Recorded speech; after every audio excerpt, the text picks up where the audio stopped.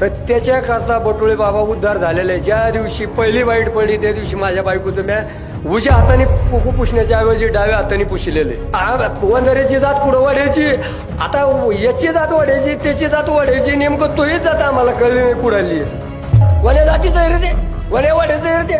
अरे तू कोण्या वाड्याचा आहे हे आधी आईला विचार, मीडियावाल्या जवळ घ्यायचं। अगं आई मी कोण्या जातीचा आहे हे विचारलं, बिचारी सांगेन ती सत्य। म्हणजे त्याचा जर झेंडा असेल तर आपला दांडा कम्प्लीट ठेवायचा आणि त्याच्या एका कमेंटला कमीत कमी आपल्या 100 कमेंट पडल्याच पाहिजे। अरे आम्ही गाजर देऊ, आता तुम्ही चुकीत बसा एवढीच माझी सर्वांना सांगण्याची विनंती आहे। प्रत्येकाने जागराचा झेंडा त्याच्या तोंडात द्यायचा आणि त्याला चोखा लावायचा आणि आपण मागून ठोका टाकायचा। बटुळे बाबा काही शिक्षणदार नाही, काही नाही, काही नाही, ऊसतोड्या माणूस आहे। आणि माझ्या जर समाजाला गोरगरीब जनतेला जर कोणी डाग लावित असेल तर त्याच्याकरता बटुळे बाबा उद्धार झालेले आहे। ज्या दिवशी पहिली वाईट पडली त्या दिवशी माझ्या बायकोचं मी उजव्या हाताने कुकू पुसण्याच्या ऐवजी डाव्या हाताने पुसलेले। मी तिला सांगत असतो मी आलो तर घरी तुझा, गेलो तर समाजाचा आहे। त्याच्यामुळं मला काही वाटत नाही, पण माझ्या समाजावर प्रत्येक वेळेस समाजाला टार्गेट करणं, प्रत्येक वेळेस कोणीतरी आपल्याला गालबोट लावणं, प्रत्येक गोरगरीब जनतेला कुठंतरी दुखीनं, हे मला सहन होत नाही। कारण मी गरिबीतून जाण आहे, मला अनुभव आलेला आहे। माझे कातडं उन्हाने वाळलं नाही, यांनी याच्या असा म्हणजे करपून करपून अंगाला चिकटलेलं आहे, इतक्या त्रासमधून निघलेला माणूस आहे मी। त्याच्यामुळे मला जाण आहे माझ्या समाजाची, माझ्या जनतेची, गोरगरीब सगळ्या समाजाची, कोण काय करतंय कोण काय नाही। याच्यासारखे आपल्याकडे काही प्रस्थापित लोक नाही आहेत, सामान्य लोक आहेत आपण।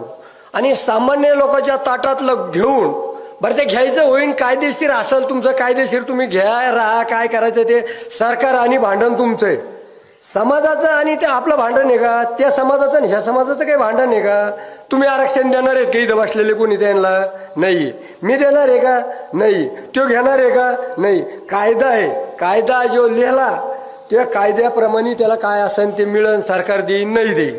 पण ह्या प्रत्येक गोष्टीला उठाव सुटाव का भुजबळ आमका, ते धनंजय तमका, पंकजा फलानं, तो वंधाऱ्याची जात कुठं वाढायची, आता याची जात वाढायची त्याची जात वाढायची, नेमकं तोही जात आम्हाला कळली नाही कुडाली। हा भरपूर मला आता पातळीच्या सभेच्या नंतर भरपूर लोकांनी टार्गेट केलं, हजारो लोक रोजचे फोन येतात। आम्ही त्या गोष्टीला फक्त तुमच्या आशीर्वादाची गरज आहे। आणि माझ्या समाजाला जर कोणी बटा लावित असेल, माझ्या गोरगरीब जनतेला जर कोणी हे करीत असेल तर बटुळे बाबा कवा बी अर्ध्या रातचा तयार आहे मराय करता। मरायला आणि मारायला बटुळे बाबा भेट नाही, पण सत्य लागत आणि सत्तेनेच आपल्याला हे जी शिवाजी महाराज, छत्रपती शिवाजी महाराजांनी जे दिलेलं आहे संविधान, बाबासाहेबांनी जो कायदा दिलेला आहे, ह्या कायद्यानुसार चालणारे लोक आहेत आपण। याच्यासारखे आडमोठे कुठंतरी आपलं हे करायचं आणि कुठंतरी दंडामुडपी करायची। अरे तुमच्या अंगात जरी ताकद असेल, तुमच्याकडे जरी सगळी सत्ता असेल, कारखानदारी संस्था एवढं जर सगळ्या समाजाने देऊन तुमची गुलामगिरी करते तरी तुम्ही त्यांच्या ताटातलं खातात। मग आपल्या लोकांनी कवर शांतत राहायचं? आपल्या लोकांनी पण याचा विचार करायला पाहिजे। त्याची एक कमेंट जर आली तर आपल्या 100 कमेंट टाकायची इथून मोर। एक लक्षात धरा, एवढी माझी तरुण पिढीला विनंती आहे। त्याची एक कमेंट आली, मला एका दिवशी 150 कॉल धमक्याचे शेचे येते, पण मला एकटा पोऱ्या द्यायला भरून पुरवतो, एकटा पोऱ्या द्यायला जितकं पाहिजे तितकं उत्तर देतो अगदी पद्धतशीर। त्याच्यामुळं आपण काही कोणाचं मिंदे नाही, आपल्याला कायद्याने दिलेले आणि नेमाने आलेले आपले खरखोटं दाखलेले आपल्या परिस्थिती आहेत, ह्या परिस्थिती अनुशी दिलेले SC ST हे बाबासाहेबांनी जे ठरविलेले OBC हे कॅटेगरी ज्या ठरविलेल्या ह्या कॅटेगऱ्या परिस्थिती पाहून दिलेल्या आहेत। हे ज्या वेळेस आरक्षण पाहिजे होतं ते ज्या देत होते बाबासाहेब म्हणले होते तुम्हाला गरज पडेल, त्यावेळेस हे काय म्हणले, आम्ही पाटील आहेत। आम्ही कोण आहेत? पाटील आहेत। मग आता तुम्ही पाटील आहेत तर आम्ही कुठं म्हणतो तुम्हाला मारे, तुम्ही पाटीलच आहेत ना, मग तुम्ही का उगाच गोरगरीब बोलू त्याच्या जाते याच्या नादी लागून तुम्ही त्याच्या उगाच डवचिता। अहो पराडाला डवचू नका, तुम्ही नागाचे पिल्ले आहेत ना, नागाच्या पिल्ल्यासारख्याच वागा। छत्रपती शिवाजी महाराजांनी स्वराज्य स्थापन केलं म्हणजे असं याच्या एका जातीवर केलेलं नाही। 18 पगड जात होती, सर्व समाजाने संघ घेऊन स्वराज्य स्थापन केलं। बाबासाहेबांनी विट्या असलेला म्हणजे असा काही एका जातीवर नेला नव्हता, सगळ्याच कॅटेगरी पाहून, सगळ्याचा इतिहास बघून परिस्थिती बघून ती ज्याला ज्याचं त्याला दिलेलं आहे. आणि तुम्ही परिस्थिती काय बघता? जरशिक दांडा मुडपी केली, एखादा जरशिक बोलायला लागला का त्याच्यावर लगेच त्याला 200 कमेंट का 200 घोडे. अरे हे सांगितलं का तुम्हाला? आणि पुण्यामध्ये आम्ही खानदानी छत्रपती शिव हे अरे छत्रपती महाराज हे करीत होते का? छत्रपती महाराज आया बहिणीला आईला आई, महिला बहिणीला बहीण म्हणणारे होते. अरे तुम्ही बहिणीला माय म्हणणार आणि आईला आई म्हणणार, तुम्हालाच कळा ना नेमकं आई कोणती बहीण कोणती. ह्या पद्धतीने राहा. आणि आतापर्यंत मी समाजावर कधी टार्गेट केलेलं नाही, कारण माझं आणि समाजाचं भांडण नाही, माझं आणि एकट्या जरांग्याचं भांडण आहे. का की त्यांनी समाजात पेट निर्माण केलेला आहे. त्याच्यामुळं मी त्याचा समाजाला दोष देत नाही. माझ्या अख्ख्या चारी बाजूला तुम्हाला सांगतो 55 ते 60 लोक मराठा समाजाची आहेत बिचारे. त्याची जमीन मी घेतलेली, पण ते इतके याच्यासारखे नालायक, याच्यासारखे नीच नाही आहेत. कारण मानव त्या माणसाला असतंय एक अर्ध कुठं ना कुठे जन्मलेला असतंय. 100 पैकी 10 लोक वाईट असतातच कोण्या समाजात, पण त्याचा भान ठेवावं लागतं. कोणी काय केलंय, कोणाकरता कोण काय करता येतं. तर तुम्हाला सांगतो हजारो लोक आहेत असे आम्हाकडं, त्याच समाजाचे आहेत बिचारे. आणि हजारो लोक बिचारे म्हणते बाबा आमचं काय नाही, आम्हाला काय जे असन ते कायदा जे नियमाने मिळन त्यांनी मिळन. पण ह्यो गडी उठतो सुटतो काय येऊन जाऊन हट कोण्या जातीचं आहे रे ते, कोण्या वाड्याचं आहे रे ते. अरे तू कोण्या वाड्याचा आहे हे आधी आईला विचार.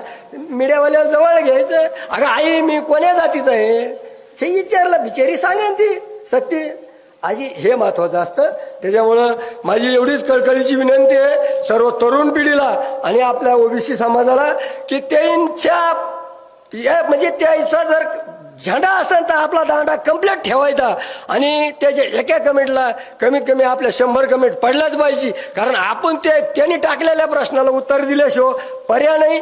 आणि उत्तर दिलं तरच ते सोपत येत, नाही तर ते काय आहे त्या याच्या गोष्टीसारखी गोष्ट आहे त्याची. सापाच्या तोंड किती ठेसलं तरी शिपूट हलीतच राहते मागून डुक डुक डुक डुक डुक डुक. त्याच्यामुळं काय करा, ह्या लक्षात घ्या, समाजाने एक होणं. सर्व एसी एसटी वंजारी असो, माळी असो, धनगर असो, 18 पगड जातीने आपण एकत्र आलोत तर कुठंतरी भविष्यात राजकारणामध्ये कुठंतरी आपला एक अर्धा पंचायत समितीचा मेंबर, जिल्हा परिषदचा मेंबर, सरपंच सदस्य होतोय. हे होईन पुन्हा. नाही तर आपण जर समजा आपापले भरकतच राहिलो, चाललंय म्हणणं नाही पाटील लय भारी होतं, पाटील अगदी काय रात्री गोंडा लावला होता मला मागं बघू नये म्हणून. हा जरी असे ते गोंडे लावित राहिले आणि तुम्ही नाही मागं बघितलं, तुम्ही मोर चलत राहिले तर पाठी मागून तुमचे टाचा 100% तुडीणारे लोक आहेत. त्याच्याकरता त्याला राजकारण न्यायचं, तुमचं आरक्षण न्यायचं म्हणजे हे काही याचं नाही, लेकरा बाळाच्या भविष्याकरता नाही किंवा गरीब मराठ्याचा लढा नाही आहे. सामान्य मराठ्याकरता काही नाही याच्यात प्रस्थापित मराठा हे जी आहे कारखानदारी राजकारण याच्याकरता ह्यो मनोज जरांगेचा लढा आहे. ह्यो सामान्य मराठ्याकरता नाही. सांगा तुम्ही मला, आज बी त्याच्याकडं 1300 कोटीचे कामं आहेत. 1300 कोटीचे कामं 1300 लोकांना दिल्याच्या नंतर 1300 लोक येणार का नाही बाबा? आता हा मागून काही तुम्ही कोणी चहा पेलेले आहेत का? आहेत का कोणी चहा पेलेले? अहो आता मला चहाची पाहिजे तर मी तुम्हाला देऊ कुठून? हा कारण उगत 1300 कोटीचे कामं 1300 लोकांना दिले तर किती लोक झाले? 1300. वाळू माफीवाल्याचे तुम्हाला सांगतो 200 टिप्पर चालू येतं गेवराई आणि आंबड तेवढ्या परिसरात. 200 टिप्पर मागे, एका टिप्पर मागे 1000 रुपये रोज. किती रुपये झाले ते? 2 लाख रुपये रोज. आणि ते 200 टिप्परवाले 200 माणसं, हे 1300 ते 200 किती झाले? 1500. मग 1500 माणसं 1000 माणसं यायला काय आवड आहे का? आता इथं आपला असं झालंय, तिची बायको शेण काढायला गेली तर नवरा बैल सोडून जातोय. नवरा बैल सोडून जातोय तर पोरगा कुणा म्हणलं शाळा जाता जाता मध्येच हुकलंय. म्हणजे असेच फजिती आता आपल्या गरीबाच्या. आणि त्याच्यात ते बोट घालायला चाललेत. अरे बाबा तुम्ही काय आमच्यात बोट घालू नका. ज्या वेळेस खरा प्रसंग येईल तुम्ही असं समजू नका की बा हे 18 पगड जाते आणि ही कुठंतरी म्हणजे काय बा आपण काय गाजर दिलं का चुकीत बस. अरे आम्ही गाजर देऊ, आता तुम्ही चुकीत बसा. एवढीच माझी सर्वांना सांगण्याची विनंती आहे. प्रत्येकाने जागराचा शेंडा द्यायचा, तोंडात द्यायचा आणि त्याला चोखा लावायचा आणि आपण मागून ठोका टाकायचा. जय भीम.